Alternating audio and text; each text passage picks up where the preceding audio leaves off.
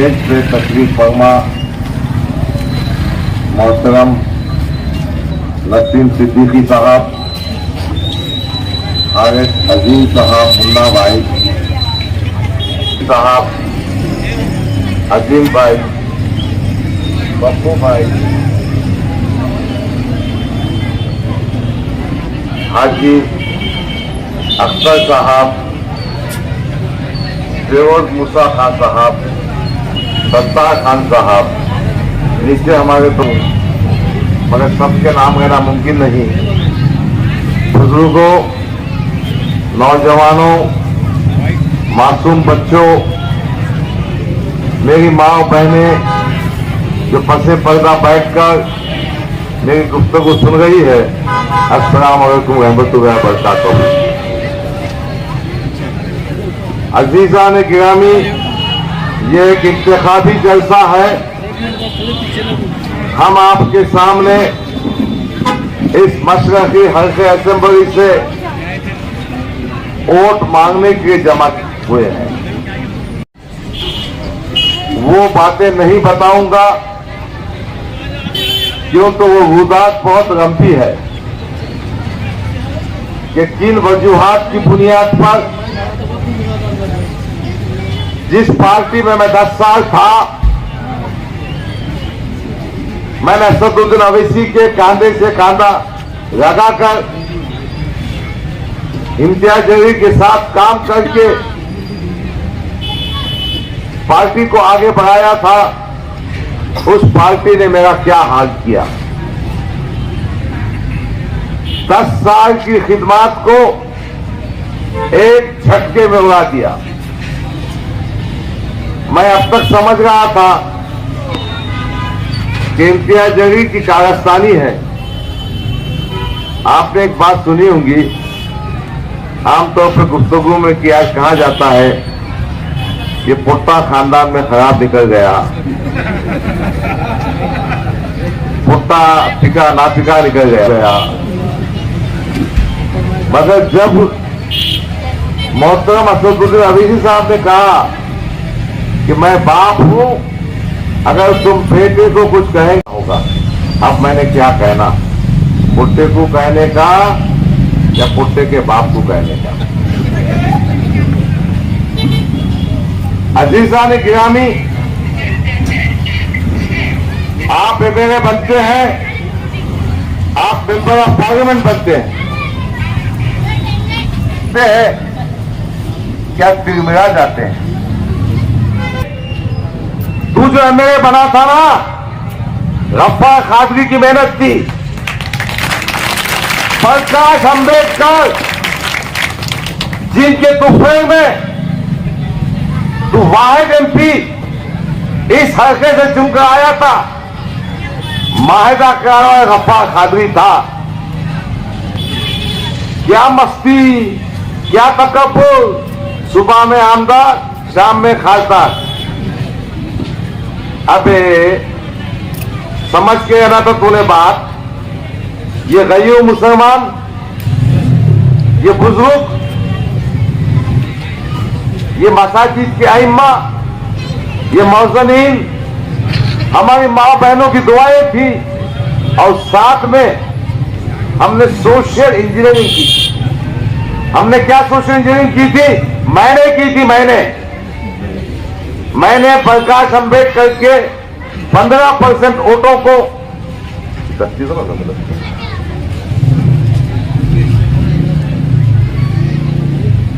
15% वोटों को मुसलमानों के 22% वोट से जोड़ दिया था। तो दलित का वोट और मुसलमान का वोट मिलाकर 37% हो गया था। इसलिए 4000 से चुन के आया था। ये समझ रहा था इसकी सूरत देख के वोट मिल गए, इसके गौगल लगाने पे वोट मिल गए। गलत बात। मुसलमानों को ये समझना चाहिए कि अगर हम हैं तो कॉर्पोरेशन के वार्डों में आ सकते हैं, जन असेंबली के हलकों में आ सकते हैं, मगर पार्लियामेंट पे बहुत मुश्किल है। लक्षद्वीप है 100% मुसलमान, मगरबी बंगाल में मदनापुर बोल के है 100% मुसलमान, वायनाड है, कश्मीर के कुछ हल्के हैं, पर महाराष्ट्र में कोई भी पार्लियामेंट के हल्के में हाईएस्ट मुसलमान जो है साउथ नॉर्थ सेंट्रल बॉम्बे में 28%। अच्छा, जब ये एमपी चुन के आ गया ना, इसने जो पहला काम किया, वंचित बहुजन आघाड़ी जिसकी मदद से चुन के आया था, उसका इतिहास तोड़ दिया। और उसके पीछे मकसद क्या था? इसके पीछे मकसद ये था कि कोई भी शख्स महाराष्ट्र में कोई भी चुन के आया तो मुसलमान चुन के आएगा। जो फारूक शाह धुगिया से चुन के आए, वोटों की डिवीजन में चुन के आए। अगर वंचित बहुजन आघाड़ी 2019 के पार्लियामेंट के इंतखाब के बाद अपने साथ रहती तो इंशाअल्लाह उस वक्त 15 से 20 एमएलए चुनकर आते। अब मैं तो कहता हूं, अब बाबा के तहत इस स्टेज से गफ्फार कादरी चुनकर भी आया होता और हुकूमत की कुंजी अपने पास रहती, मगर इम्तियाज जलील चाहता है वो उसके सिवा कोई शाना ना रहे। आप देखो ना, 2014 में वो असेंबली का इंतखाब सेंटर से लड़ा था। अभी 2014 में मेरे को भी 60,000 वोट मिले थे, 60,000 वोट उसको भी मिले थे वहां डिवीजन। तो मैंने 2014 से 2019 तक ये कोशिश की कि अपन दलितों को जोड़ेंगे, वंचित बहुजन आघाड़ी को साथ लगाएंगे। जब ये इत्तेहाद टूट गया तो आपको याद होगा कि इस असेंबली हल्के में हमने तकरीबन 200 वोटर्स रजिस्ट्रेशन के कैंप किए और आज अल्हम्दुलिल्लाह 1,46,000 मुस्लिम वोटर इस मशरक़ी हल्के असेंबली में है। बीज हमने बोना, पानी हमने देना, फसल आना और फल खाने के वास्ते इम्तियाज जलील आ जाना, बाप की जागीर है उसके।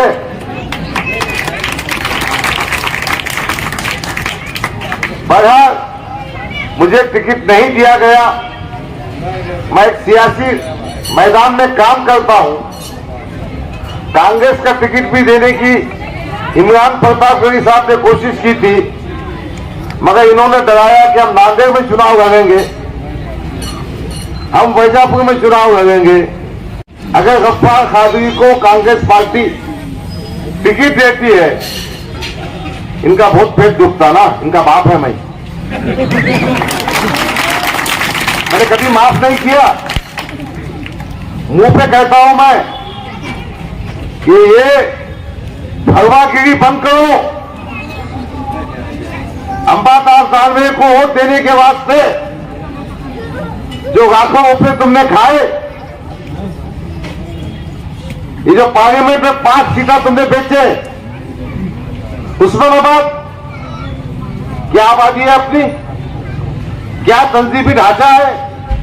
एक कॉर्पोरेटर तो भी है क्या तुम्हारे पास? पूना कोई तंजीमी ढांचा नहीं, एक कॉर्पोरेटर नहीं, एक एमएलए नहीं। साउथ सेंट्रल बॉम्बे वहां भी कुछ नहीं, भिवंडी वहां भी कुछ नहीं, और फिर हर जगह पार्लियामेंट का उम्मीदवार दिया गया। किसके मैंने भी दिए भाई? कौन है तुम्हारा बाप भारतीय जनता पार्टी में? तुम किसकी दादागिरी कर रहे? तुम देवेंद्र फडणवीस गुलाम है। इस वास्ते पार्लियामेंट में 5 जगहों पर उम्मीदवार किए थे। आज हमको बोलते, सच्चाई तो यह है कि इनके जो काम है ना, सब वसूली के काम है, और जहां वसूली है वही काम होता। मेरे भाइयों, रमजान के महीने में किरातपुरे में राम मंदिर के पास जो कुछ वाकयात पेश आए, वो वाकयात में कुछ शर्त पसंदों ने मसले मसाइल पैदा किए। हमारे 2 नौजवान बच्चे शहीद हुए। मुनीर का जो दरवाजा बंद कर रहा था, पुलिस की गोली में से मर गया। वो अस्कर नाम का बच्चा, उसका बेटा 22 साल का शहीद हो गया। क्या झक पड़ा इन्होंने? कहां सो गया था? अगर कोई बेगुनाह पुलिस की गोली से मरता है तो उसको तकरीबन 25 लाख का मुआवजा मिलता है, उसके कोई वारिस को नौकरी मिलती है। अबे तू तो खासदार था ना, जिसके जूते उठा रहा था, और अस्कर बच्चा गली नंबर ये अल्तमश में रहता है, अनस मस्जिद के पास, उससे पूछो क्या केस बना है उसका। उसका केस ये बना है कि पत्थर लगने से जख्मी होकर मरा, जबकि वो आंसू गैस उसका गोला फटने से मरा। और आज ना उसको पूछता ना इसको पहुंचता। सागर में दंगा हुआ, एक नौजवान बेटा हारिस 18 साल का 17 साल का नौजवान शहीद हो गया। ये खासा का झकमागा था।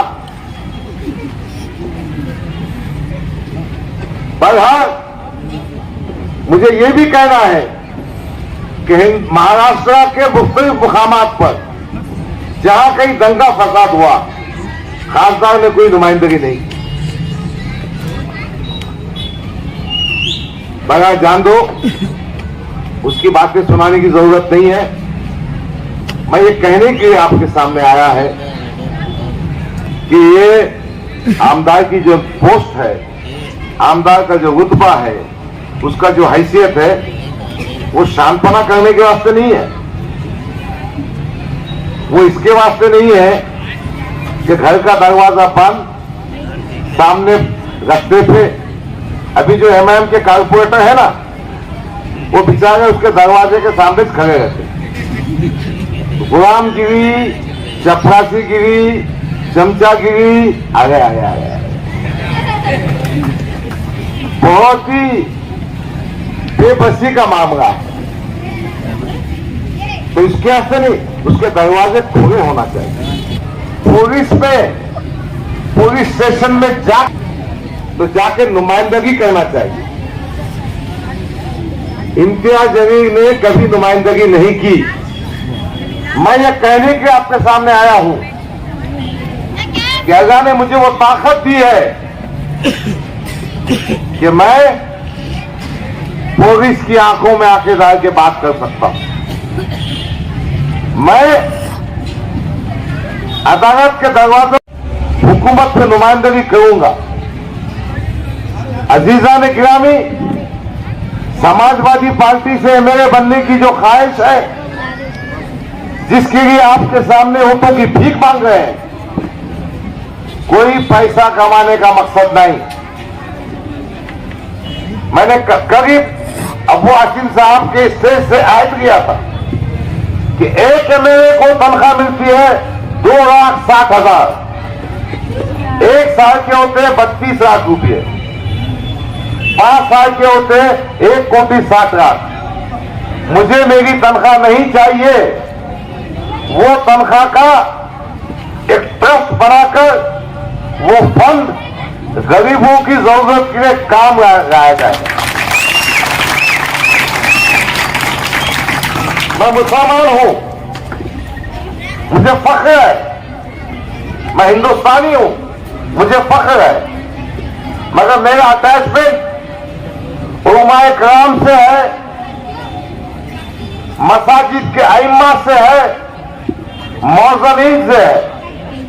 मैंने अबू आसिम आजिम साहब की प्रेस कॉन्फ्रेंस में ये डिक्लेयर करने लगाया कि अगर महाविकास अघाड़ी की गवर्नमेंट बनती है तो इमामों को कम से कम 18,000 तनख्वाह मिलना चाहिए, मौजम को 14,000 तनख्वाह मिलना चाहिए और हर साल उनकी तनख्वाह में 5% का इजाफा होना चाहिए। आज भी हिंदुस्तान की चंद रियासतों में, हरियाणा में है, कर्नाटका में है, तो महाराष्ट्र में क्यों नहीं हो सकता? हम इस मकसद के लिए मैदान में आए। हमारी औकाफी जायदाद जो करोड़ों की है के काम आ सकती है, उनकी हिफाजत चाहिए। ये पाखंडी क्या करेगा? जो खुद औकाफ की जमीन पर बैठा है, ये जो दुआ बैंक का ऑफिस है ना, वो उसकी मां के नाम पे वक्फ बोर्ड से सालाना 500 रुपए किराए पे दिया हुआ है। यानी एक दिन का किराया उसका ₹1.20 30 पैसे कुछ भी आता। 25-30 साल से ताबे में लेके बैठा हुआ है। जो औकाफी जमीनों पे कब्जा करके बैठा, और भी बहुत सारी जमीनों के मामलात है, वो क्या खिदमत करेगा? समाजवादी पार्टी चाहती है कि औकाफी जायदाद के मामले में इसका फायदा मिल्लत के यतीमों को, मिल्लत के बेवाओं को, मिल्लत के नौजवानों को और उलमाए कराम बिलखुसूस अइम्माए मसाजिद और मौजनीन दीनी मदारिस के टीचरों को होना चाहिए कि जो कोई पैगंबर इस्लाम या दूसरी धार्मिक शख्सियत के खिलाफ एहानत आमद जुमले करे, उनकी शान पे गुस्ताखी करे, तो उस पर UAPA प्रिवेंशन ऑफ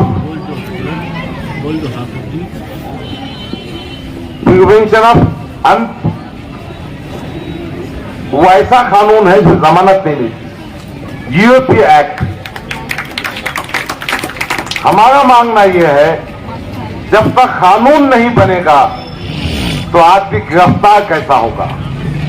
जब तक कानून नहीं बनेगा तो उसको सजा कैसे मिलेगी?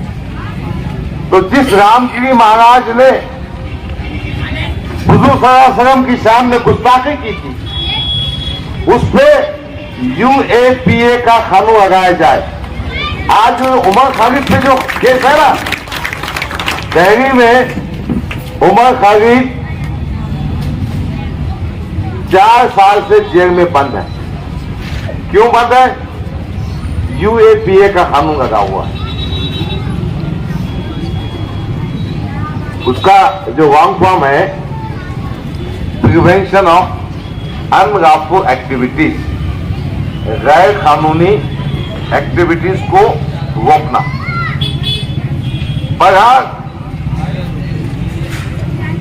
एक और बात है, क़ियादत इसलिए होना चाहिए कि हम पूरी बस्ती में बसने वालों को फिलहाल मजहब व मिल्लत तालीम का मैदान में मदद कर सके। आज गवर्नमेंट के स्कूल है जहां कोई सरपरस्त अपने बच्चे को शरीक करना नहीं चाहता। मैं आपसे वादा करने आया हूं, इंशाअल्लाह ताला म्युनिसिपैलिटी का स्कूल हो कि जिला परिषद का स्कूल हो, उसका मेयार को इतना ऊंचा किया जाएगा कि आपको मोटी डोनेशन रकम देने की, मोटी फीस भरने की जरूरत नहीं आएगी। तो तालीम के मैदान से काम करना है।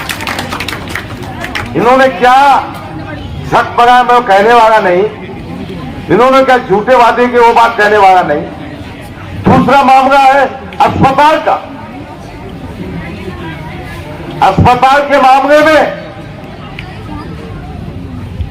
अवाम को सेहत के मामले में मदद होना चाहिए। आज भी घाटी का वही हाल है और प्राइवेट दवाखानों का भी वही हाल है, उठने घुटाने का एक माफिया बन गया। इस हल्के में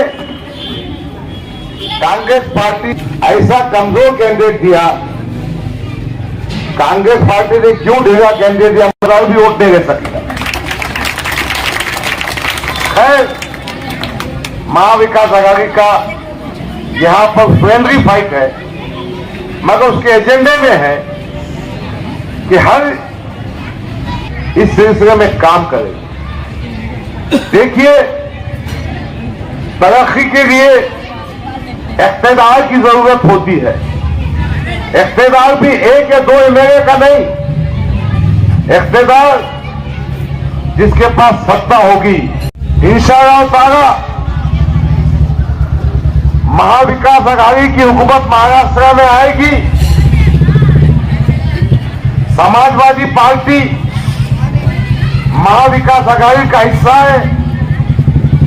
अबू आसिम साहब अभी आए थे, उनकी सभा हुई। वो सभा होने के बाद जितने मेडिकल स्टोर थे वहां से नींद की गोलियों का स्टॉक खत्म हो गया।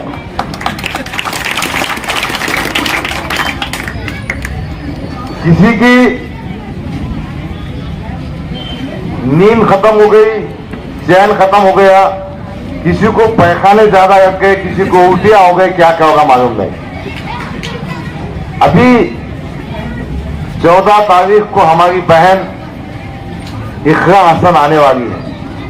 अब कितों को अटैक आता, कितों को दिल के दौरे पड़ते मुझे नहीं मालूम, और कितों की चड्डी खराब होती मुझे नहीं मालूम। मैं आपको यह कहना चाहता हूं कि इकरा हसन इसी रूट से जाएगी। हमने उनका रोड शो रखा, उसकी वजह यह है तालीम के मैदान में, रोजगार के मैदान में मुसलमानों को रिजर्वेशन मिलना चाहिए। इंशाअल्लाह ताला महाविकास आघाड़ी के पाठिंबा देते वक्त समाजवादी पार्टी और ये आपका भाई उसका कायद अबू आसिम आजमी रिजर्वेशन के मुद्दे पर बात करेंगे, उसके बाद ही पाठिंबा देंगे। अजीजान गिरामी, इन मकासद के तहत हम मार्केट में आए हैं। हम ये भी अज़म करके आए हैं कि आपकी ताईद से, आपकी मदद से और दूसरे समाजों की मदद से इंशाअल्लाह ताला ये अतुल सावे को मैंने सावे नहीं सावे अतुल सावे को खबर में पहुंचाएंगे। उसको जो 10 साल से आमदनी में भेदभाव कर रहा, 10 साल से बहुत आरएसएस के गुंडारा, ये नथुराम गोडसे की औलाद को कैफे किरदार पर पहुंचाएंगे। हमारी जीत भारतीय जनता पार्टी की शिकस्त सावरकर की आइडियोलॉजी, नाथुराम गोडसे की आइडियोलॉजी की शिकस्त होगी। अजीजान गिरामी, आज आपको यह तय करना है कि आप गांधी के रास्ते पे चलेंगे, नेहरू के रास्ते पे चलेंगे, कि मौलाना अबुल कलाम आजाद के रास्ते पर चलेंगे। समाजवादी पार्टी को वोट देने के बाद आप डॉक्टर बाबा साहब अम्बेडकर की घटना को महफूज करेंगे। और आपका अगर गलती होती है, अगर आपसे कुछ गलती होती है, तो यकीनन गुरु गोलवालकर, विश्व हिंदू परिषद बजरंग दल और बीजेपी की ताईद होगी। तो अब आपका एक एक वोट कीमती है। आपका वोट इज्तिमाइयत के साथ समाजवादी पार्टी के हक में मेरे पड़ेगा तो हम कामयाब होंगे। और मैं इत्तेहाद से इज्तिमाइयत की बात कर रहा हूं। इत्तेहाद जो दूसरी पार्टियां बोलती है ना, जो उनको माना वो मुसलमान, जो उनको नहीं माना मुनाफिक। और हाइट तो ये हो गई कि बेचारे नसीम सिद्दीकी को हमारे इब्लीस बना दिया उन्होंने। अब इसके बाप को कुछ अथॉरिटी दिया सर्टिफिकेट देने की।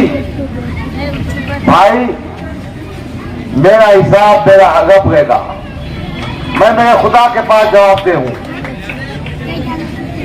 सियासी दुश्मनों में इतने बोखलाहट में आ गए कि नसीम सिद्दीकी इब्लीस हो गए और दूसरे जो इनसे इख्तिलाफ करते मुनाफिक हो गए हैं।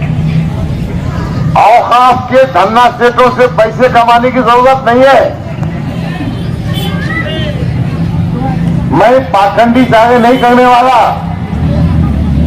आपको मेरा गिरहबान पकड़ने का हक है। मेरे दरवाजे खुले हैं।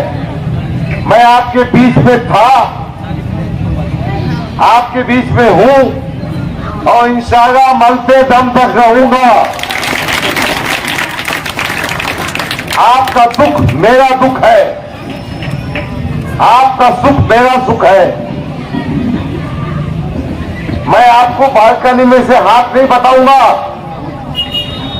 मैं नीचे आके आपसे मुसाफा करूंगा। और बाकी नंगे चाहे जेब बंद है वो बात नहीं करता, मैं सब जानते। बगैर जान दीजिए, हम सबको मुत्तहिद होकर भारतीय जनता पार्टी को शिकस्त देना है। अभी मैं मनोज जरोंगे पार्टी से कांटेक्ट में हूं। मराठा समाज के इंशाअल्लाह ताला अपने को ताईद मिलेगी। इस शहर के उलमाए किराम भी बड़े दुखी है। क्यों? बहरहाल आज वक्त आ गया है कि हमको इज्तिमाइयत के साथ, अपने इत्तेफाक के साथ, हमारे इस मशरक़ी हल्के से जहां पर कुछ दलित भाई भी हमारी तारीफ कर रहे हैं, मराठा समाज भी तारीफ कर रहा है और इंशाअल्लाह ताला अपनी फतह यकीनी है। अब्दुल सावे की शिकस्त होने वाली है। आपने देखा होगा किराटपुरा स्टाफ का जलसा, आपने गंजे शहीदा का भी जलसा देखा होगा। किसकी कितनी ताकत है, कौन कितने पासंग में है, आपके समझ में आ गया होगा। एक और बात जो छोटी सी है, अभी मैंने एक व्हाट्सएप पे देखा, मतीन पटेल नाम का शख्स दारेगांव में रहता है। उसकी तारीख और ज्योग्राफी से मैं वाकिफ हूं। इम्तियाज अली तो करता है, उसकी स्कॉर्पियो कार है, उसकी कार में एक आदमी पैसों का लेन देन कर रहा है।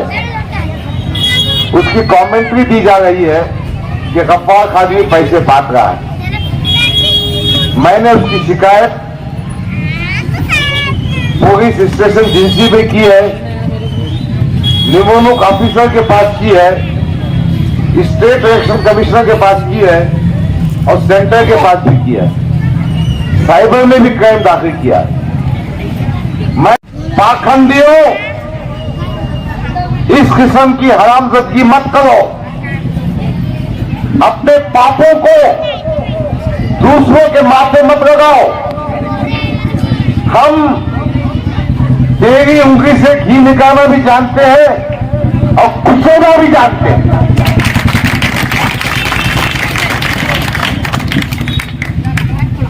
दम है आओ स्टेज पे बात करो, दम है आओ जनता में बात करो, दम है तो पब्लिक में स्टेज सजाओ, बैठो। हमारे फोन कॉल चेक करो, बीजेपी की क्या हिमायत की है। अरे हम न दिखते, न झुकते, न डरते। डरते सिर्फ अल्लाह से, दिखते हैं मेरी कौम के लिए, मेरी कौम के बीच में।